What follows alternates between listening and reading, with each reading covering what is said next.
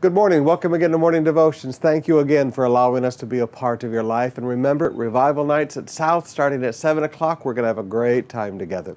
Right now, let's go back to Colossians chapter 4, beginning with verse 10. My fellow prisoner Aristarchus sends you his greetings, as does Mark, the cousin of Barnabas. As does Mark, the cousin of Barnabas. You have received instructions about him. If he comes to you, welcome him. Now, one of the great challenges in Paul's life was his division with Barnabas. They were very close. They did the first great world evangelistic journey together, but on the second trip, things broke up because Barnabas put his personal relationship with his young cousin before doing what was right and wrong. Mark had failed on that first trip. He'd run home to mama and just abandoned the work and deserted the work. Now, Barnabas, as a seasoned minister, because he went crosswise with the leadership of the church of Antioch, we never hear from him again.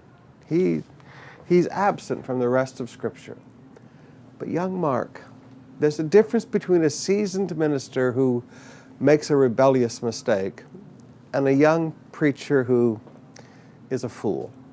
Young Mark was a young pastor who was a fool, and there's a future for him.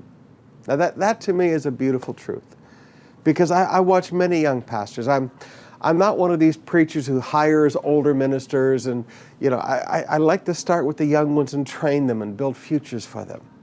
And oftentimes you see a young pastor, not an older seasoned pastor who's just being rebellious, but you see a young pastor and he gets scared, he quits, he runs. You need to understand, if you're listening to me today, right now, and you're a young pastor who God called you to the ministry and you stepped into the ministry, and then on the first thing God ever asked you to do, you quit and you ran away.